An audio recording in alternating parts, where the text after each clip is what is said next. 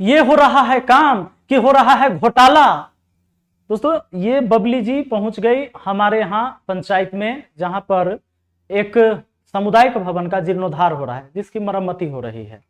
मतलब आपने कल की वीडियो देखा था स्कूल वाली, ये पहुंची फिर वहां, एक ही दिन इन्होंने 2-3 वीडियो बनाकर आ गई और ये वीडियो आज अपलोड हुआ। मैं आप लोगों से फिर कह दूं कि फालतू का समय हम बर्बाद न करेंगे, इसके बाद हम वीडियो भी नहीं बनाने वाले हैं, क्योंकि बेवजह हम इसका प्रमोशन भी कर रहे हैं।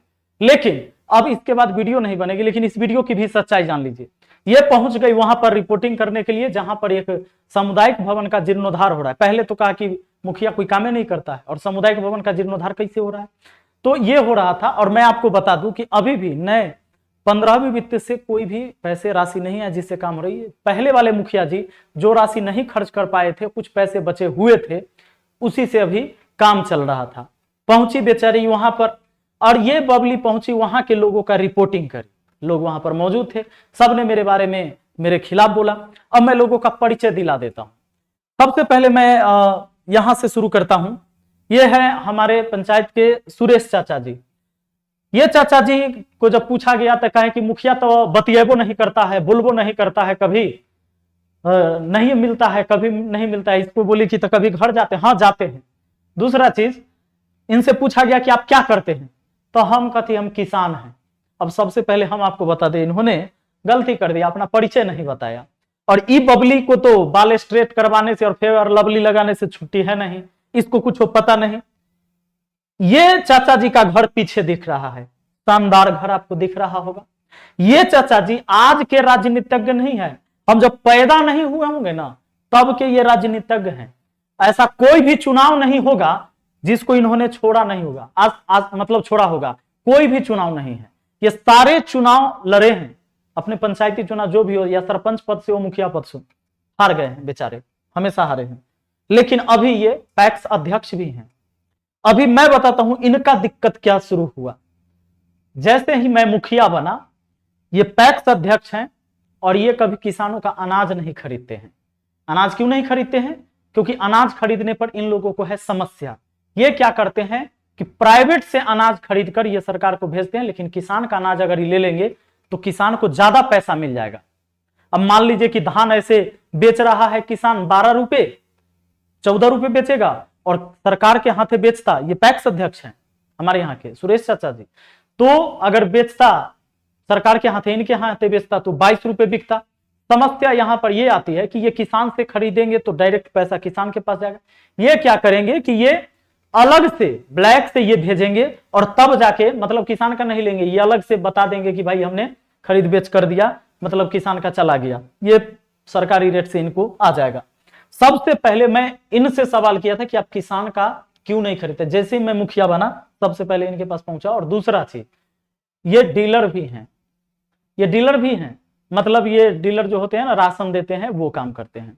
तो जितने भी डीलर थे हमारे यहाँ, सब 2-2 रुपए पहले अधिक चार्ज लेते थे, पर यूनिट लोगों से 2 रुपया अधिक चार्ज लेते थे, सरकारी रेट से 2 रुपया बढ़ाकर लेते थे, आधा किलो अनाज भी कम देते थे।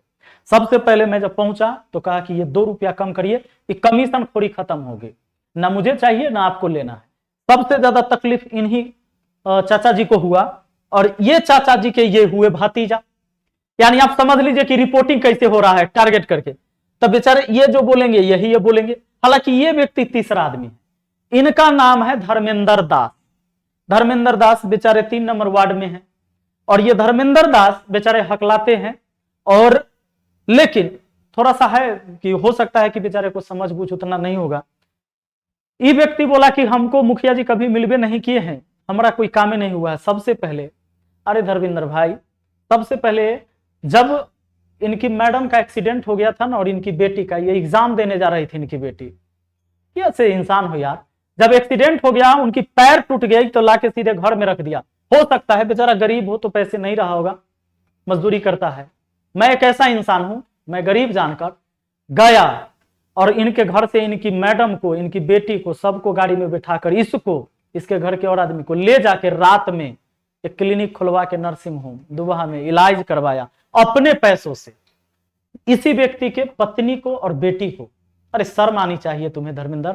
और सुनो मीडिया वाली, तुम ये बाल स्ट्रेट करा के इनका नाम जान लो, तुमको अगर सच्चाई जानना है तो सबसे पहले जाओ इनके घर, इनकी मैडम से पूछना या इसी से पूछना कि क्या तुम्हारी एक्सीडेंट जब तुम्हारी पत्नी और बेटी का हो गया था तो विपिन सर ले जाके रात में अपने स्कॉर्पियो में बिठा के इलाज करवाने गए थे? तो कैसा भागा है यार, हद हाल है।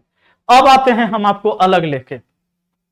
ये बेचारी पहुंची और कही कि ये देखिए कितना बड़ा घोटाला, 2 नंबर ईंट से यहां पर काम हो रहा है। 2 नंबर ईंट इसको कहते हैं, पगली हो तुम। ये जो ईंट हाथ में पकड़ी हुई इसको पता नहीं, गांव देहात, ये बेचारी रही है पटना में। ये आप देख सकते हैं कितना मेकअप लगाई है बेचारी, इनको क्या पता है कि ये 2 नंबर ईंट नहीं, पिकेट इसको कहते हैं देहात में।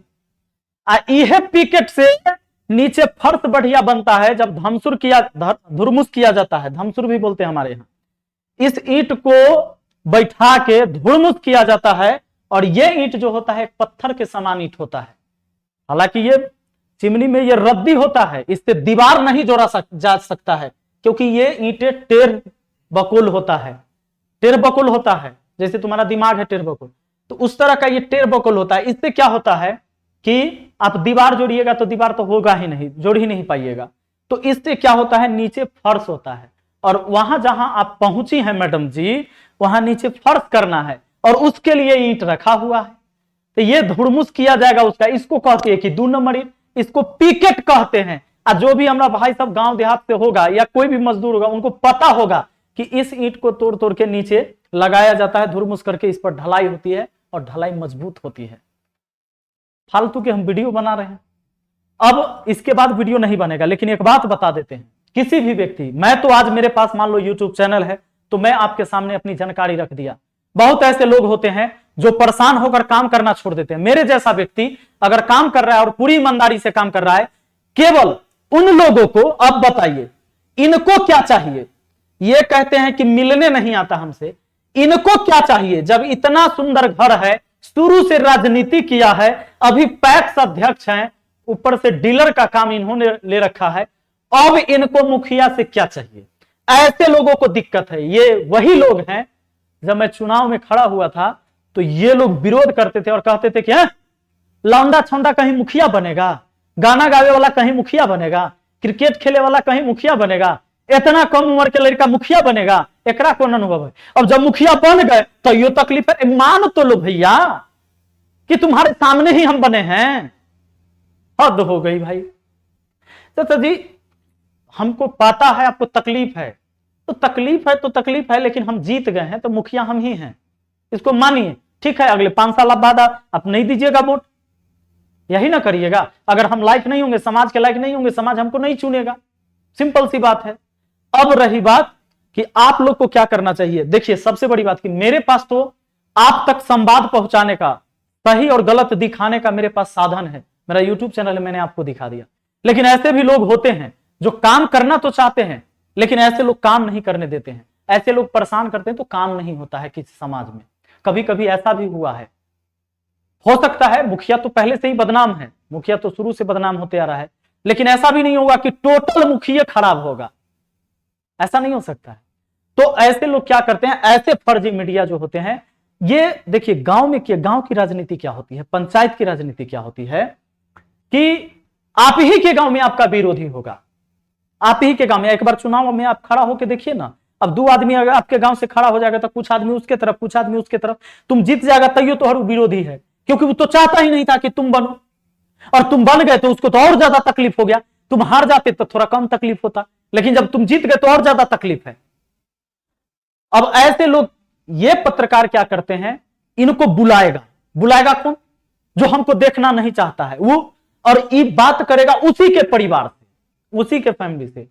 और निश्चित है कि पंचायत में 5300 लोग में से 1800 लोग सपोर्ट किया, बाकी 3300 लोग जो है, 3500 लोग सपोर्ट नहीं करा। वो तो चाहता ही नहीं था कि मुखिया बने, फिर भी मैं मुखिया बना। और मैं कहता हूं कि काम सबके होंगे, लेकिन जिसकी जरूरत पहले होगी, पहले काम उसका होगा।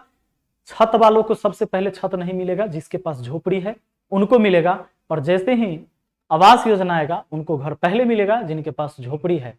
और छत वाले इंतजार करिए, अभी ऐसे छत बना के आप अगर ये सोच रहे होंगे कि मेरे पास आएगा मुखिया गिरगिराएगा, और हम बाबू साहब कहलाएंगे, तो हम वो आदमी नहीं है। हमारा ज्यादा कोनो विशेष मतलब इन चीजों से नहीं है, वो लोभ नहीं है कि बाबू साहब आपका पैर दबाएंगे तब हम मुखिया सही हैं? ऐसे होता है। काम से मतलब है, हम काम कर रहे हैं और शांति ढंग से काम करने दीजिए, अच्छा रहेगा आपके लिए, हमारे लिए, सबके लिए अच्छा रहेगा, समाज के लिए अच्छा रहेगा। काम करने दीजिएगा तब। लोग नहीं चाहेगा, हम 5 साल हमको मौका मिला है, 5 साल हम काम करेंगे, लोगों को पसंद नहीं आएगा हमारा काम, अगली बार नहीं चुनेगा, चुनाव तो होगा ही 5 साल में। अब अभी आपके न कहने से थोड़े हम मुखिया ना होंगे। अब सबसे पहले जाइए इनके चैनल पर, मैडम जी के चैनल पर, ये जो वीडियो डालती हैं हमारे खिलाफ, ये RN न्यूज करके, अभी न्यूज का नाम भी बता दिए, वीडियो जाइए, उस वीडियो को रिपोर्ट करिए। रिपोर्ट करने का क्या तरीका है, ये जो वीडियो देख रहे हैं तो ऊपर से जहां से क्वालिटी बढ़ाते हैं, सेटिंग रहता है, वहां पर क्लिक करिएगा और नीचे रिपोर्ट लिखा हुआ रहता है, उसमें 6-7 ऑप्शन रहता है, एक रिपोर्ट वाला ऑप्शन है। रिपोर्ट वाले ऑप्शन पर जो आपको लगता है उस ऑप्शन को दबा दीजिएगा रिपोर्ट वाले में जाकर। और मैं आपसे यही सहयोग चाहूंगा, क्योंकि जब आप सच्चाई का साथ देंगे तो निश्चित है कि सच्चाई कभी हार नहीं सकता है। मिलते हैं अगली वीडियो में। Thank you, best of luck, जय हिंद, जय भारत, जय बिहार।